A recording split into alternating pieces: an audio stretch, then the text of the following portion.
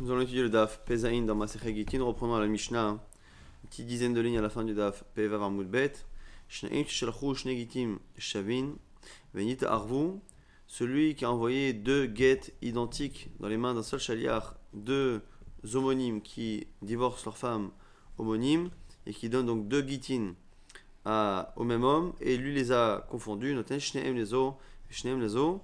Et Fichach Avadechan Mehem. Il doit donner les deux gittin à chaque femme, dans le doute. On ne sait pas quelle guette est destinée à quelle femme. Il lui donne ainsi.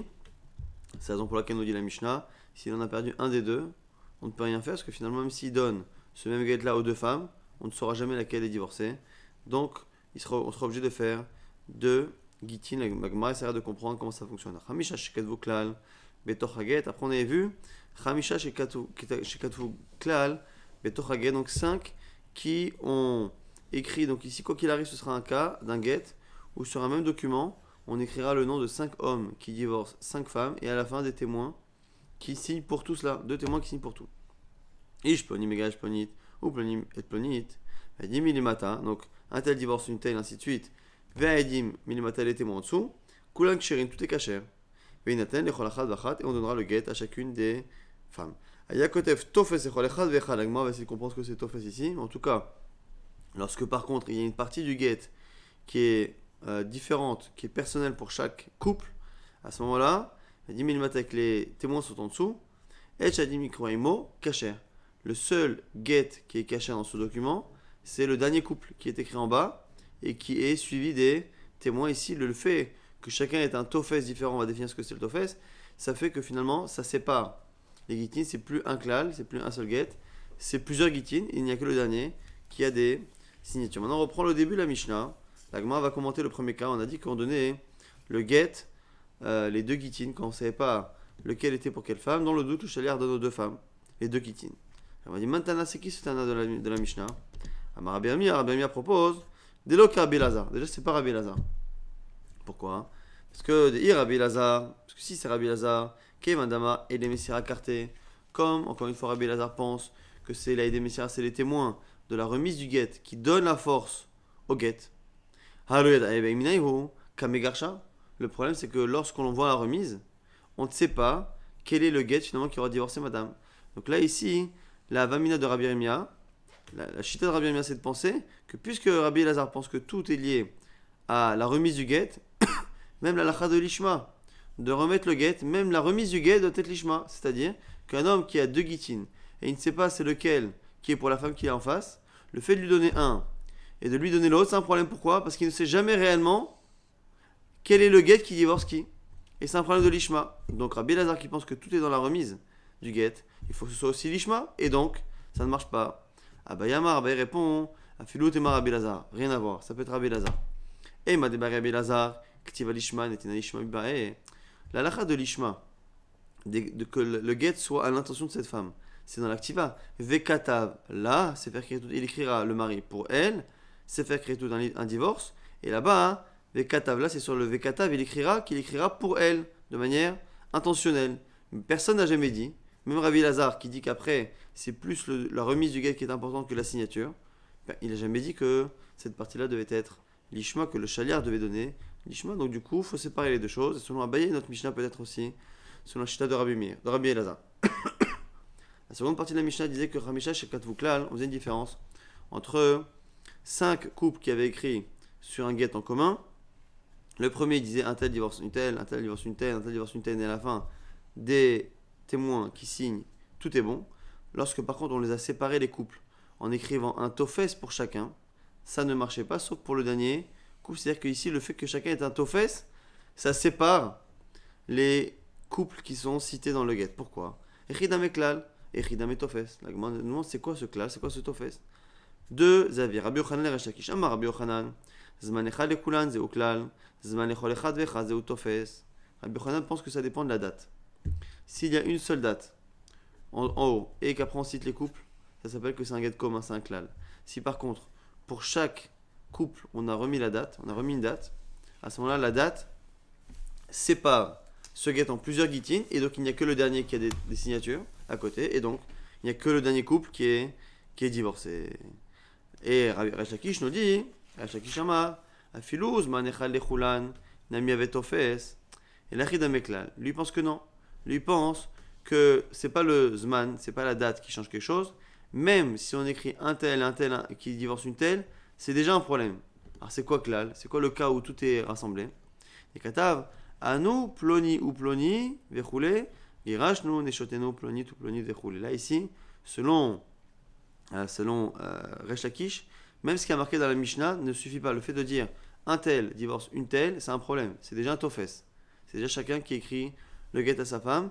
Nous dit Resh Lakish, il faut qu'au départ, avant que l'on écrive que monsieur un tel divorce madame une telle et monsieur un tel madame une telle, il faut au départ qu'il y ait une liste de tous les hommes qui divorcent toutes les femmes. C'est-à-dire qu'avant cela, on écrit voilà, nous sommes 5 hommes, messieurs un tel, qui divorcent mesdames, les 5 et on les cite les unes après les autres. Et après, on peut commencer à dire monsieur un tel divorce une telle, monsieur un tel divorce une telle, ainsi de suite. Donc selon finalement la marloquette Resh Lakish Rabbi Yochanan, c'est quoi? Qu'est-ce qui finalement unifie un get où au départ on dit qu'un tel divorce une telle? Selon Rabbi Yochanan, il suffit qu'il y ait une seule date pour que tout soit unifié. Selon Resh Lakish, il faut que l'on ait au départ une liste de tous les hommes qui divorcent, une liste de toutes les femmes. Ça c'est la marloquette Rabbi Yochanan Resh Lakish. La Gemara va essayer d'objecter à chacun. Ici on objecte à Rabbi Yochanan pour l'instant. Matkif la Rabbi Abba le Rabbi Yochanan, la Mazmanecha le Chulan Zehu Kelal. Selon Rabbi Yochanan qui pense que c'est une date qui met en commun tout le get. Les Chojima qui Khadmou Saade, Abatra ou Dechatime. On devrait craindre que le dernier, que les témoins ne signent que sur le dernier couple. Comment sait-on qu'ils signent surtout? Milotania a dit Machatomi Marchelat Shalom, Pasoul, Chayshinan Shema, Ashenat Shalom Khatmou.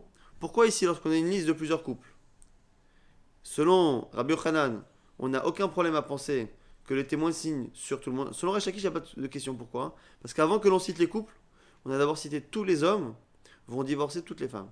C'est-à-dire qu'à la base, déjà dans le get, on nous montre qu'il est commun. Selon Rabbi Yochanan, on a plusieurs couples. Qui nous dit que finalement, chaque couple où c'est marqué qu'un tel divorce une telle, qui nous dit qu'à chaque fois ce ne sont pas des guitines séparées, mais des guitines avortées parce qu'il n'y a pas de témoin, et que seul le dernier a fait quelque chose. D'où on sait que parfois lorsqu'on a une phrase à la fin d'un get, on ne tient compte que de la fin, on pense que les signatures sont que là-dessus. C'est une braïta qui dit que Edim Machatovi Mashelat Shalom, Pasul Chashinan, Shema Mashelat Shalom Khatmou. Lorsqu'on a un get, et qu'à la fin du get, il y a marqué une phrase qui est hors sujet. Par exemple, on a demandé des nouvelles de ma femme, ici c'est Shelat Shalom.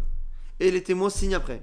Le fait qu'entre le texte du get et la signature, il y ait une phrase qui soit un peu hors sujet, le get est pas soul, de peur que les témoins ne signent que sur la phrase hors sujet et non pas sur le get du dessus. Là, la Gemara pose la question. Selon Rabbi Resh Lakish, ça va à la limite. Pourquoi? Parce que selon Resh Lakish, dès le départ, on précise qu'il va y avoir 5 hommes, on les cite, qui vont divorcer 5 femmes. Et après, on les cite. Mais selon Resh Lakish, comme on commence directement par écrire des textes séparés, un tel divorce une telle, numéro 1 divorce madame numéro 2, ainsi de suite. Donc du coup, comment ça se fait finalement selon Rabbi Yochanan qu'on ne craigne pas à la fin que les témoins ne signent que sur la fin, comme chez la Shalom, comme le cas où on a fait un get normal, où à la fin on a demandé des nouvelles de quelqu'un. Là, Vitma, la Gemara dit, regarde là-bas comment on a répondu là-bas, déjà sur le cas de chez la Shalom. Amar Rabbi Abahu a dit, les Didim Mefashalam Miné de Rabbi Yochanan, Sha'alu, Pasoul, Ve Sha'alu, Keshan. Là-bas, le même Rabbi Yochanan, sur le cas là-bas de She'elat Shalom, là-bas, on fait une différence entre Sha'alu et Ve Sha'alu, sans la conjonction de coordination, et avec la conjonction et le Vav. Pourquoi? Parce que si on a un get, et qu'à la fin du get, on dit Monsieur Untel a demandé des nouvelles de ma femme, et que les témoins signent, effectivement, on peut craindre que les témoins ne signent que sur la fin. Si par contre, c'est lié avec une conjonction, et ils ont demandé, et à ce moment-là, le et montre que finalement, tout le texte est un seul et même texte, et donc la signature porte sur tout. Il y a eu Monsieur Untel qui divorce Madame Untel, et les personnes qui ont demandé des nouvelles, et les témoins donc qui signent sur tout cela en même temps. Achanami chez nous aussi, dire Tibé Ploni ou Ploni, ou Ploni, chez nous il faut dire que les couples sont tous liés par la conjonction et. Donc, Monsieur Untel qui divorce Madame Untel, et Monsieur Untel qui divorce, et à chaque fois, entre chaque couple, et c'est la raison pour laquelle, selon Rabbi Yochanan, on n'a pas de problème, on n'a pas de lieu de crainte que les témoins ne signent que sur les derniers. Maintenant, objection quand Rabbi Yochanan veut tout, les Rabbi Yochanan d'Amaz Manechol Echad Vechad Zeu Tofes. Selon Rabbi Yochanan, qui pense que dès que l'on met une date, différentes pour chaque couple. Ça pose un problème. Ça s'appelle tofes, c'est-à-dire que on a plusieurs, au lieu d'avoir 5 guitines qui sont signées par 2 témoins, le fait que chacun ait sa date, ça veut dire que finalement, chaque guet est différent. Il n'y a que le dernier qui est signé par les témoins. La Gemara pose la question Maïria, Mishum Tofes. Avant même de te poser la question de Tofes, c'est-à-dire du fait que, comme il y a plusieurs dates, ça veut dire que les témoins n'ont pas signé sur tout. Avant de parler de manque de signature, Tipokle, Davala, Nirtabayam, Nirtamalaila, tu devrais déjà te poser une autre question. C'est quoi? C'est que même si dans ce cas-là, tu considères que les témoins signaient sur tout, à partir du moment où les dates sont différentes, on se retrouve à avoir forcément une signature qui n'est pas le même jour que la date d'écriture. Si chaque couple a sa date d'écriture, ce jour-là, monsieur un tel, un autre jour, monsieur un tel, et ainsi de suite, on a finalement un décalage entre l'écriture de chacun des guettes et la signature, ça s'appelle Nirtabayam. Lorsqu'on écrit un guet le jour et qu'on le signe la nuit, qui est déjà le jour suivant, ça pose un problème. Donc du coup, la Gemara se pose la question, pourquoi Rabbi Yochanan, une fois qu'on a mis des dates différentes pour chaque couple, pourquoi Rabbi Yochanan pense que ça ne pose problème que par rapport aux signatures qui sont manquantes, alors que manquantes ou pas manquantes, même si elles étaient considérées comme étant associées au premier couple, il y aura un problème de décalage de date. Les Markachisha, les Ravashi répondent que l'on donne à Ravashi. En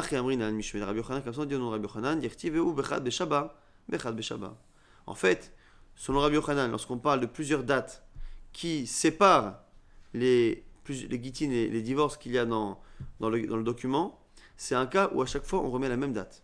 C'est-à-dire qu'on est dimanche, Chad Beshabbat, premier jour de la semaine. Dimanche, monsieur Intel a divorcé madame Intel.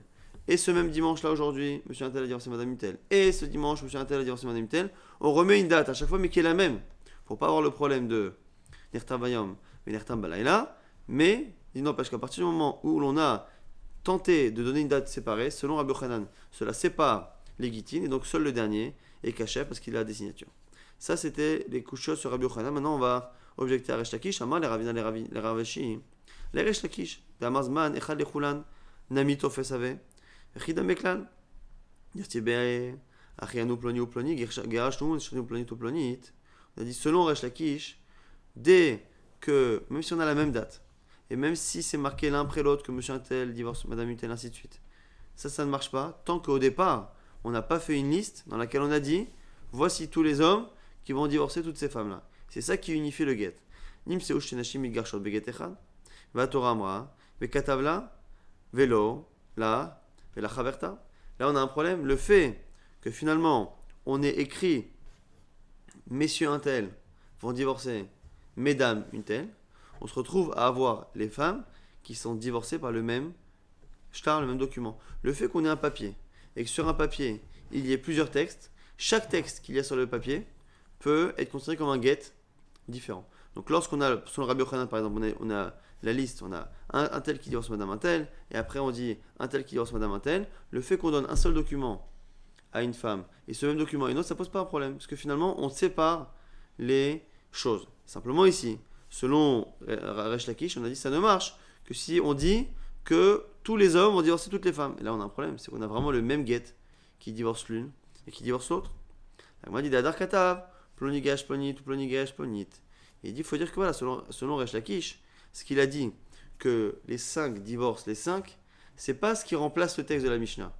Ça se rajoute, comme on a dit tout à l'heure, c'est-à-dire qu'à la base, on écrit les 5 vont divorcer les 5, et après on réécrit de manière séparée, ce qui veut dire que, essentiellement, le vrai get, ce sera la partie où chaque couple sera séparé, mais la partie où il les alliés au départ permet d'avoir la certitude que les témoins qui signent à la fin sont au courant et signent pour les 5 couples et non pas pour le dernier. Donc finalement, le vrai get, ce sera les parties où les couples sont séparés, car il faut divorcer chaque femme avec un get différent. Simplement, le début est là pour attester que les signataires signent bien sur tous les gitines. Amal Ravina le Ravashi ou Maishna, mais Aletania Koteb, quand les Chassal Ishna Avadav Kanu, mais Shacherin Zedze. La Gemara s'étonne sur ce qu'on a dit. On a dit qu'on ne peut pas divorcer une femme, 2 femmes avec le même shtar. Et on avait vu que sur beaucoup de points, le get pour divorcer une femme et le document pour libérer un Eved étaient similaires. Or, on voit ici qu'on a un homme qui écrit, qui donne tous ses biens à ses serviteurs. Il a 2 serviteurs. Il donne tous ses biens à ses 2 serviteurs. Là-bas, on avait dit quoi? Que chacun est Khatsi Eved, Khatsi Ben Chorin. Pourquoi? Parce que chaque Eved a pris la moitié des biens. Ce qu'il a donné tous ses biens, c'est de Ravadim. Donc chaque serviteur a pris tous ses biens. Et dans les biens, il y a eux-mêmes.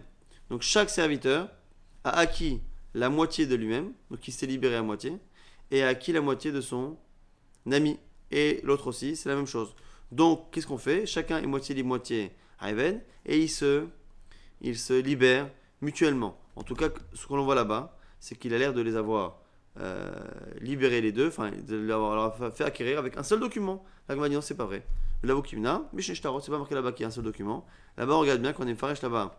Cette braïta, on l'a expliqué comme étant un cas où il y a deux Shtarot, deux documents. Donc encore une fois, on a deux Shitot, Rabbi Yochanan et Resh Lakish. On a encore une fois un get où c'est marqué plusieurs léchonotes de get, c'est-à-dire un premier texte qui dit qu'un couple divorce, un deuxième texte qui dit qu'un autre couple divorce, ainsi de suite. On a 5 dans le cas de la Mishnah. Et qu'est-ce qui fait que finalement, les signataires qui à la fin sont considérés comme étant des signataires sur tous les gitin qu'il y a au-dessus? Selon Rabbi Yochanan, on ne change rien. Il suffit qu'il y ait une seule date en haut pour tout le monde. Ça suffit. Mais par contre, si on remet la date à chaque fois pour chaque couple, ça pose un problème. Et selon Resh Lakish, ça ne suffit pas. Date ou pas date, il faut quoi qu'il aille qu'au départ dans le get, on écrive qu'on est bien dans un cas où on a 5 hommes qui divorcent 5 femmes. Le fait qu'à un moment donné on fasse un klal, on unifie tout le monde, ça permet de cachériser tous les gitin grâce aux signataires. Et la Gemara va nous porter des braïtot qui vont comme Rabbi Yochanan, des braïtot qui vont comme Resh Lakish, sachant que ce sont des Amoraïm ici, Resh Lakish et Rabbi Yochanan, mais on a retrouvé des braïtot qui confirment leurs avis respectifs. Tania qui va t'aider Rabbi Yochanan, Tania qui va t'aider Resh Lakish, un qui braïta qui dit comme l'un, braïta qui dit comme l'autre. Tania qui va t'aider Rabbi Yochanan, Chamisha Shekat Voget, Betor Get, Ish Ploni Megash, Ploni ou Plonim Plonit, ou Ploni Plonit, ou Zmanecha Lechulam Adim Milimata, Kulam Ksherim, Vetinatelechol Achad Vachat. C'est exactement ce qu'on a dit, c'est-à-dire qu'un get où c'est marqué que plusieurs couples divorcent et qu'il y a une date pour tout le monde et les témoins en dessous, tout est caché et on donnera à chacune des femmes. Zmanecha Echad Vechad. Lorsque par contre, sur chaque couple, il y a une date, même la même, à 10 millimata, et que les témoins sont en dessous, il n'y a que le couple qui est lu, entre guillemets, c'est-à-dire que l'on lit à la suite, on lit les noms des témoins, qui est caché.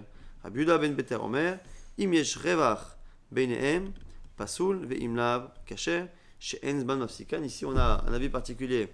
Rabbi Yehuda ben Betera qui dit que finalement, c'est pas tellement le zman qui pose problème, mais c'est le revach, c'est le fait de laisser un espace entre les couples. Mais c'est pas notre sujet, en tout cas, Tanakama correspond à la lecture de Rabbi Yochanan.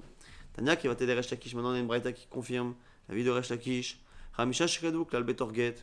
5 qui écrivent un get commun. Anu Ploni ou Ploni, Girashnu, Neshutenu Ploni ou Plonit. Exactement ce qu'a dit Rabbi Yochanan. C'est-à-dire qu'avant cela, on fait une liste et on cite d'abord les 5 hommes et les 5 femmes. Et après, Ploni, Giresh, Plonit. On explique les couples. Un tel divorce une telle. Ou Ploni, Giresh, et Ploni, Vechoulé, ou Zman Echad Lechoulad, et il y a une seule date. Elle dit Milimata, et les témoins sont en dessous. Kulam Ksherim, c'est caché. Vetinaten, Lechol Achad Ve'achad. Donc là, ça c'est exactement comme Resh Lakish. Là où par contre il y a un problème, c'est que Resh Lakish avait dit que le Zman, la date, ne changeait rien. C'était que le fait qu'il y ait au départ, un texte commun qui unifie tous les hommes et toutes les femmes. Là maintenant le problème, c'est que dans cette braïta qui va comme Resh Lakish, on va parler tout de même d'une date. Zman Lechol Achad Ve'achad. Si par contre il y a une date pour chacun des couples et de l'espace entre les couples, là à ce moment-là c'est un problème, il n'y a que le dernier couple qui est caché. Rabbi Meir Omer, et Rabbi Meir pense que même s'il n'y a pas d'espace, à partir du moment où il y a la date, c'est mafsik. Donc on voit finalement qu'il y a un point commun entre Rabbi Meir et Tanakama, c'est que la date fait quelque chose. Donc la Gemara pose une question, ou le Resh Lakish? Selon Resh Lakish, comment se fait-il que on tienne compte des dates qui soient marquées plusieurs reprises? Réponse de la Gemara, Nimile, Chadelo, Arvinu, Meekara, Avalcha, Darvinu, Meekara, Ipalig le Uzman in, Ilolo. Ce qui veut dire Rabbi Yochanan que le Zman ne changeait rien, c'était dans le get de Rabbi Yochanan. Selon Rabbi Yochanan, où on n'écrivait pas tous les couples ensemble, où tous les couples étaient séparés, effectivement dans ce cas-là, le fait de mettre une date en commun ou pas ne changeait rien. Par contre, dans le cas où on a réussi à les mettre en commun, il est d'accord avec l'idée que le Zman peut changer quelque chose. On a une nouvelle Mishnah maintenant, avec des erreurs dans l'écriture du get ou dans les signatures ici. Shne gitim shektavan ze betzadze. Donc encore une fois ici on a appris déjà qu'on peut écrire plusieurs gitin sur une même page. On a une page et on peut écrire plusieurs textes avec plusieurs signataires et faire plusieurs gitin. Là ici on a une page qui est séparée au niveau vertical et donc l'un côté de l'autre comme ça. On a splitté la page comme ça verticale et on a deux gitin qui sont écrits. Shne gitim shektavan ze betzadze. Donc chaque get est écrit l'un à côté de l'autre.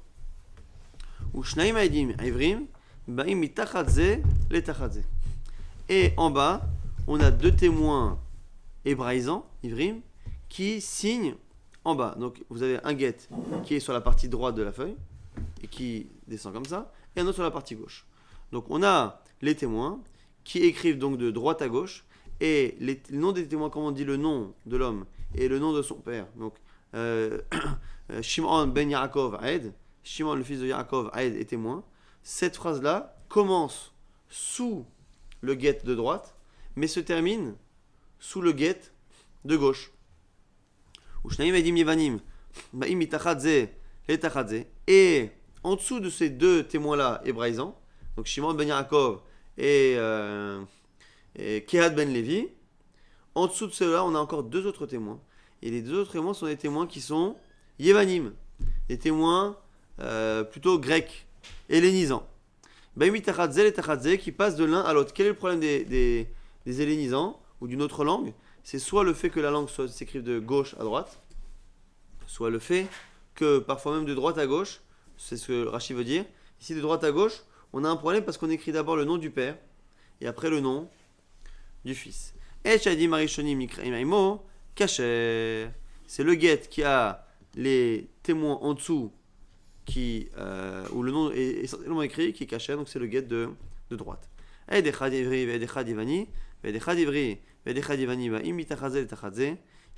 Lorsque par contre, au lieu d'avoir deux hébraïsants puis deux hellénisants, on a un hébraïsant, un hellénisant, un hébraïsant, un hellénisant, les deux gitin sont pesoulim. Maintenant, la Gemara va essayer de comprendre notre cas. Le premier cas, on a dit, c'était avec deux témoins qui signent Reuven ben Yaakov et Kehat ben Levi. Et en dessous, c'est l'inverse. C'est fils d'un tel, un tel, fils d'un tel, un tel. On m'a dit, Oulit Kacher, Haï be Reuven, ve Haï be ben Yaakov Aed. La Gemara se demande, une fois qu'on a ce get-là, donc imaginez qu'on a un get, et donc finalement, nous, on voit le get, on ne sait pas que c'est que deux témoins hébraïsants. Oublions les témoins hellénisants en dessous, les deux derniers. On prend les deux premiers. Qu'est-ce que l'on a nous?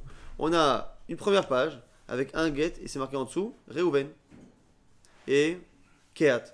Ça fait deux témoins. Et l'autre côté a marqué quoi? Ben Yaakov et Ben Levi. La Gemara pose la question, elle dit, qui te dit que c'est Reuven Ben Yaakov et que c'est Kehat Ben Levi, que donc il n'y a que celui de droite qui est caché? Au final, on sait très bien que quand on signe sur un get, on peut dire que le nom, on peut dire que le nom du père. Et donc, en disant fils de, ou en disant... Donc, qui te dit que finalement le get de droite n'a pas été signé par Reuven et Kehat, et que le get de gauche n'a pas été signé par un type qui s'appelle Ben Yaakov, et un autre qui s'appelle Ben Kehat? Donc, c'est ça, la Gemara dit, tu devrais cachériser un get, le get de droite avec marqué Reuven, et le deuxième de gauche, Ben Yaakov Aed. Des Hatnan, quand on a une Mishnah qui dit que Ben Ish Plonia et Kacher, celui qui signe, non pas en donnant son nom, mais en disant qu'il est fils d'eux et qu'il est témoin, ça fonctionne. La Gemara dit des Katav Reuven Ben Akrama Ve Yaakov Aed Abatra. La Gemara dit c'est parce qu'en fait, c'est pas qu'il a écrit dans la partie droite Reuven et dans l'autre il a mis Ben Yaakov, c'est qu'il a mis Reuven Ben, Reuven fils. Et de l'autre côté, il a mis que Yaakov. La Gemara dit Veit Kacher Hai be Reuven Ben, Veit Kacher Hai be Yaakov Aed. Mais c'est pas vrai. Même ça, ça devrait pas être un problème. Qui te dit que le premier, c'est pas Reuven Ben, je suis Reuven, le fils de quelqu'un, et l'autre, c'est Yaakov Aed, c'est que Yaakov qui a signé? Dehatnan, Ish Plonia Aed Kacher, car quand on met que le nom et qu'on met Aed, sans avoir mis le fils d'eux, ça marche. Donc la Gemara dit Delo Katav Aed, il n'y a pas marqué Aed. Et le fait de mettre que le nom sans Aed, ça pose un problème. Ou sinon. Alors l'âme des Katavaen, Yadinan Beha, Khatima, des laves de Yaakov. ou sinon, c'est un cas où il y a marqué Aed. Simplement, nous, on connaît l'écriture et on sait que c'est pas l'écriture de Yaakov. Donc, on a Reuven, Ben. De l'autre côté, on a Yaakov ou Yaakov Aed. Mais on sait que c'est pas Yaakov qui a signé. Et donc, on sait que finalement, c'est une seule et même signature qui s'est prolongée et qui pose un problème. C'est pour ça que selon la Mishnah, le guet de droite est bon, le guet de gauche ne l'est pas, car finalement, même si ça ressemble à une signature, on sait nous par ailleurs, ou parce qu'il manque le mot aid, ou parce qu'on sait que c'est la prolongation de la signature de droite, que finalement, ça n'est pas une signature sur le guet de gauche, mais ce n'est qu'une signature sur le guet de droite. La Gemara propose encore autre chose. Vedinma, Bishma, Deavoa, Hatim. On a dit que ce Reuven là, peut-être qu'il signe. On a dit à un moment donné que Ben Yaakov ça marchait pas. Pourquoi? Peut-être qu'il signe au nom de son père. En disant donc le nom de son père. La Gemara dit Lo shavikinish sheme vachatim shema deavoa. Donc la Gemara nous propose de dire que voilà, on a d'un côté le côté droit on a marqué Reuven, Ben. De l'autre côté on a mis Yaakov ou Yaakov Aed. La Gemara dit qui te dit que ici ce Yaakov, même si c'est l'écriture de Reuven, qui te dit que Reuven n'a pas signé en mettant le nom de son père? La Gemara dit non. Quelqu'un qui signe en général, il ne met pas le nom de son père, il met son nom. La Gemara dit non. Pas sûr pourquoi Dilma Simana Xavier. Peut-être qu'il a signé, non pas avec une signature, mais avec un signe. Justement, en français on dit signer, faire un signe. Parce que c'est pas forcément une écriture signée. À la base, signer c'est faire un signe qui est distinctif. On l'a déjà vu récemment et on le revoit ici. Des Avrav, Saïr Kavra. Rav, lorsqu'il signait, il mettait pas son nom, il dessinait un poisson. Rabbi Hanina, Haruta. Rabbi Hanina, il faisait un signe, c'était une feuille de palmier. Rav Frizda, sa mère. Rav Frizda, il mettait la lettre, sa mère. Rav Oshaya, il mettait un Raïn. Rabba Baravuna, Sayem Machuta. Et lui, il dessinait un bateau. Donc on a ici plusieurs personnes qui, au lieu d'écrire leur nom, faisaient un signe.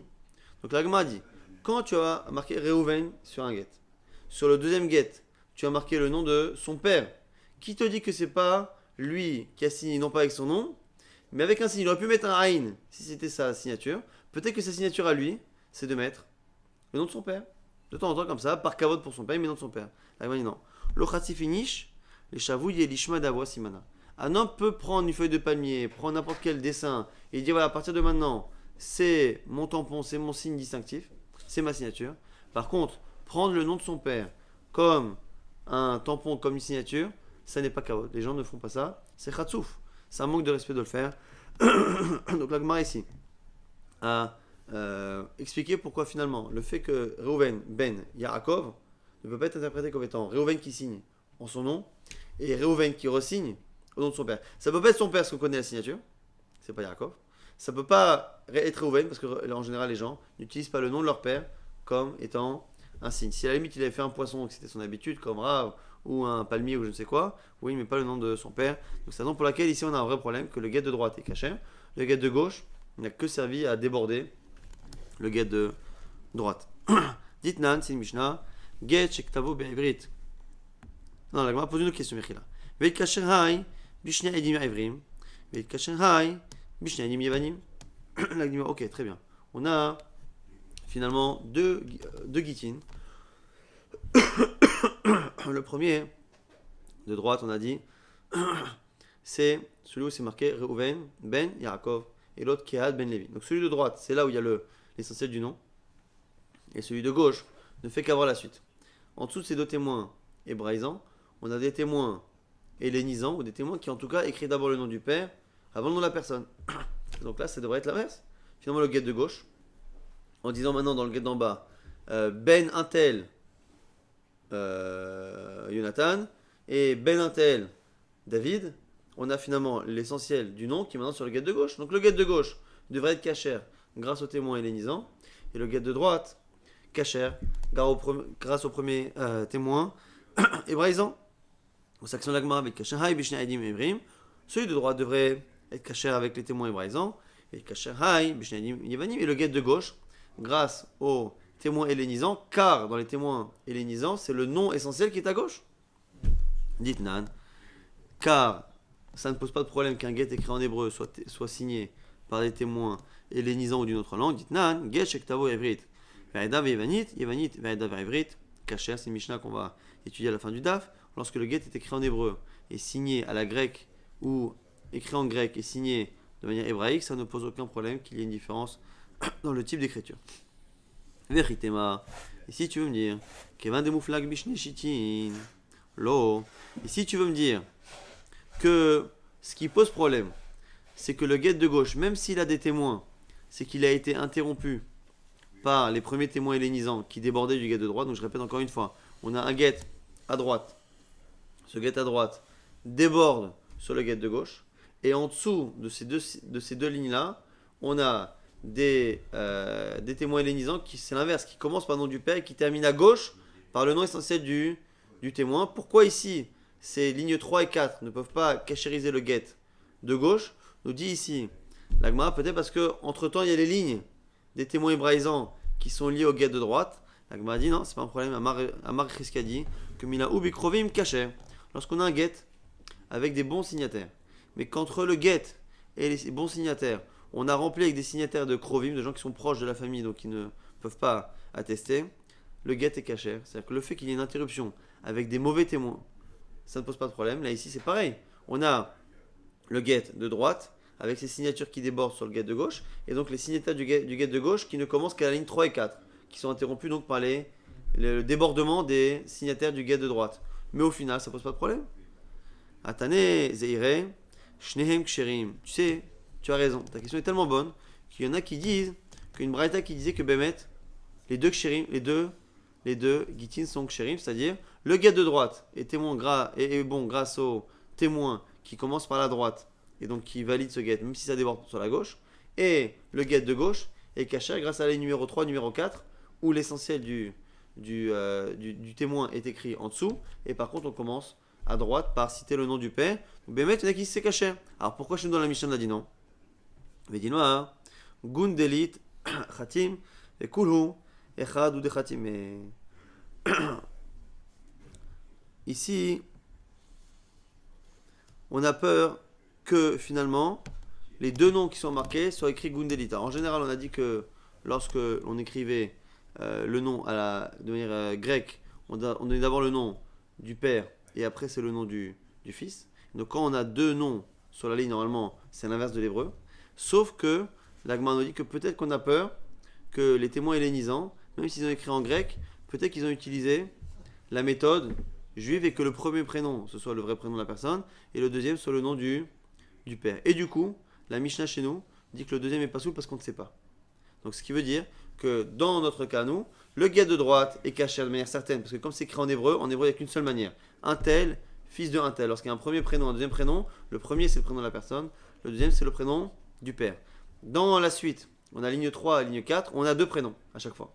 Et les deux prénoms, selon un Tana, c'est pas shoot que c'est bon pour le get de gauche, pas pour le get de droite, mais pour le get de gauche, parce qu'on commence toujours par le nom du père en grec et après le nom de la personne. Selon Tana la Mishnah, comme des fois, on écrit avec les lettres grecques, mais qu'on utilise l'ordre de chez nous, juif, on ne sait pas. Et dans le doute, du coup, on ne sait pas si les lignes 3 et 4 sont encore deux témoins en plus pour le get de droite, ou est-ce que c'est deux pour le get de gauche. Donc dans le doute, c'est pas caché.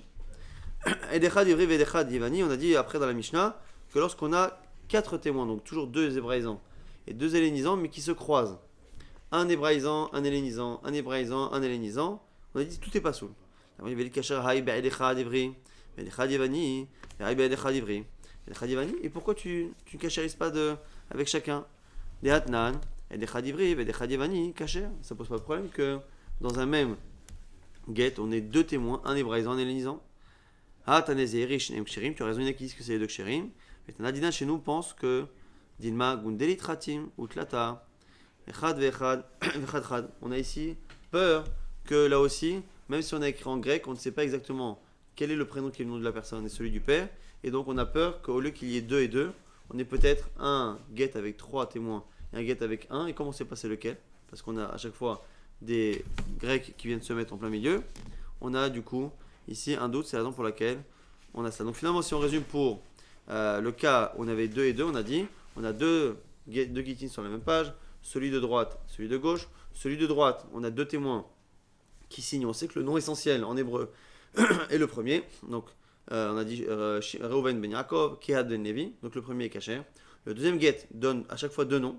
Il est en grec. Et quand on a deux noms, ce nom de notre Tana, comme on ne sait pas lequel est le nom du fils et le nom du père, on a peur que ce soit encore comme en hébreu, c'est-à-dire d'abord le nom de la personne et après le nom du père. Donc ça voudrait dire que le get de droite aurait 4 bons signataires et l'autre 0. Mais peut-être effectivement que non, c'est à l'inverse, comme souvent c'est fait chez les Grecs, c'est-à-dire d'abord le nom du père et donc le nom du fils sous le get de gauche. Effectivement, dans ce cas-là, le get de gauche serait kasher.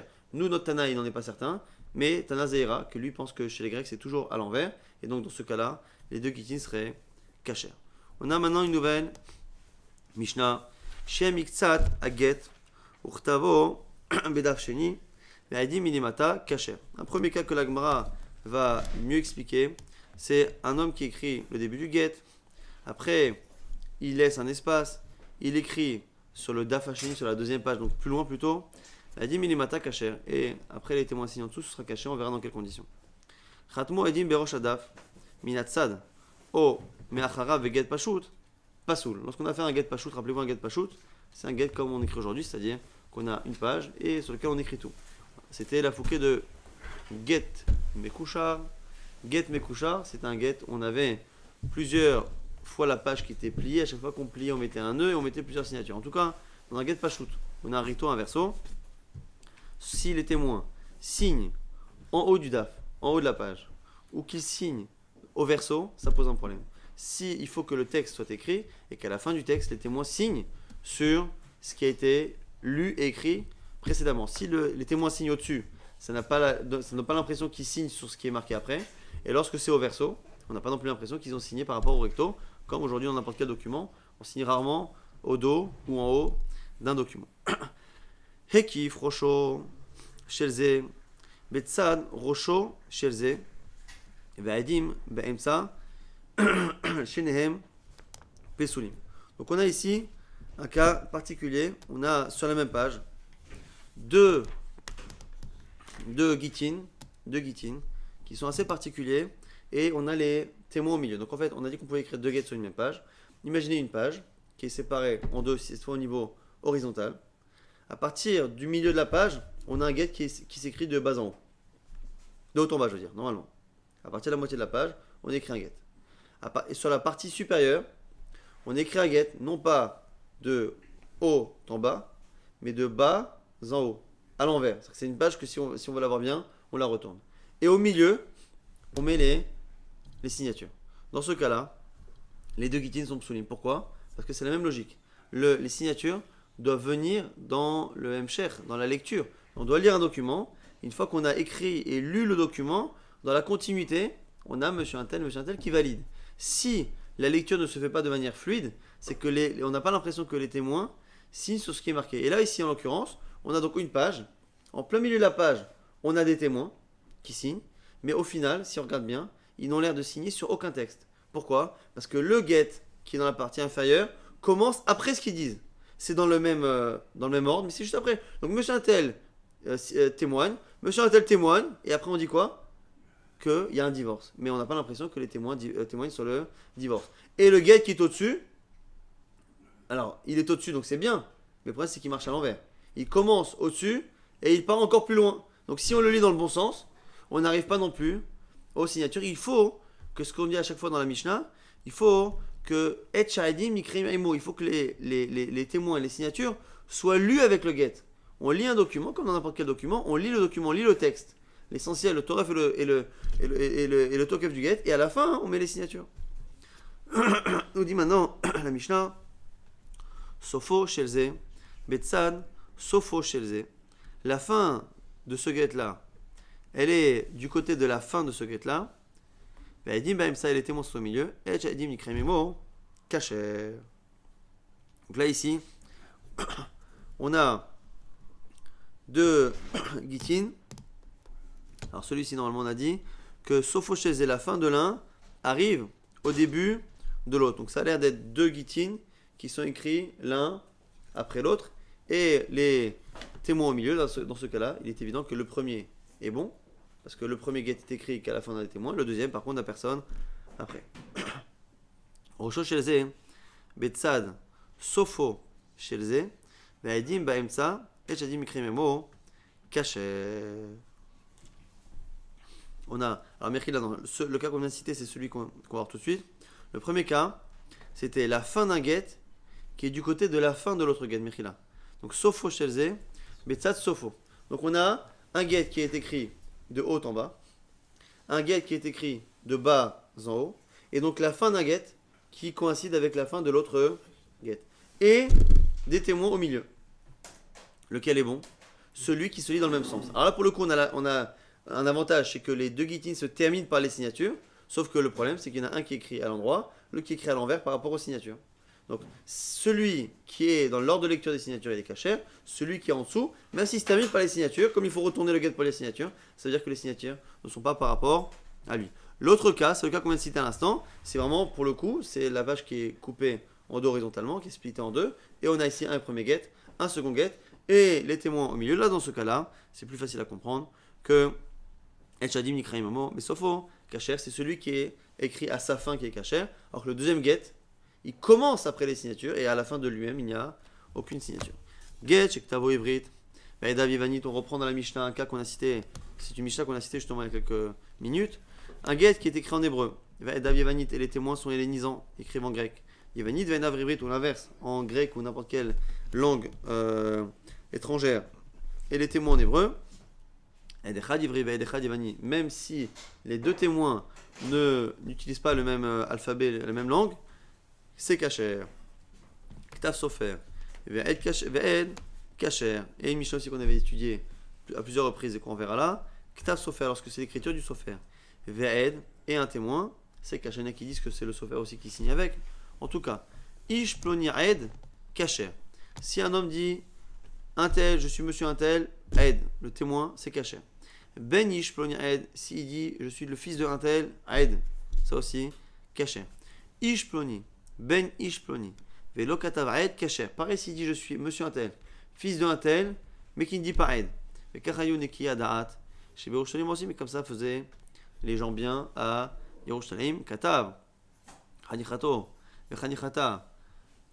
Kasher. Si on a écrit non pas le nom de l'homme et le nom de son père, le nom de la fille, le nom de son père, mais le nom de famille, le nom qui est le kinouï, le surnom à l'époque, c'était surtout, il n'y avait pas tellement d'état civil, mais du coup le nom de famille c'était une sorte de surnom. Essentiellement le vrai nom c'est un tel, fils de un tel. Et le nom de famille c'était un surnom par rapport au métier ou par rapport à une chose. Si on écrit cela, on dit ici la Mishnah, c'est qu'on va très rapidement résumer ce qu'on a vu aujourd'hui dans le DAF. On a vu une marloquette, Rabbi Yochanan et Resh Lakish par rapport au get, on avait plusieurs personnes qui divorçaient, plusieurs femmes. Comment ça marchait? Il y avait un get qui est klali, qui est général, qui marche. Lorsqu'on écrit un tofes pour chacun, ça ne marche pas. On estime que les signataires ne marchent que sur le dernier couple. Donc on a ici, quoi qu'il arrive, un get sur lequel on a dit monsieur un tel divorce madame une telle. Et monsieur un tel, madame une telle. Monsieur un tel, on a 5 couples comme ça qui divorcent. Et à la fin, des signatures. Comment ça peut marcher? Comment on peut être sûr que les signatures portent sur tout? On a une marque loquette. Selon Rabbi Yochanan, il suffit qu'il y ait une seule date en haut. S'il y a marqué aujourd'hui, telle date, monsieur un tel divorce un tel, et ainsi de suite, comme ça fonctionne. La date unifie le get et fait que les signatures portent sur tout. Selon Resh Lakish, c'est pas suffisant. Il faut qu'à la base, on ait une liste d'hommes. On dit voilà, ces 5 hommes vont divorcer ces 5 femmes. Et après, on reprend le détail.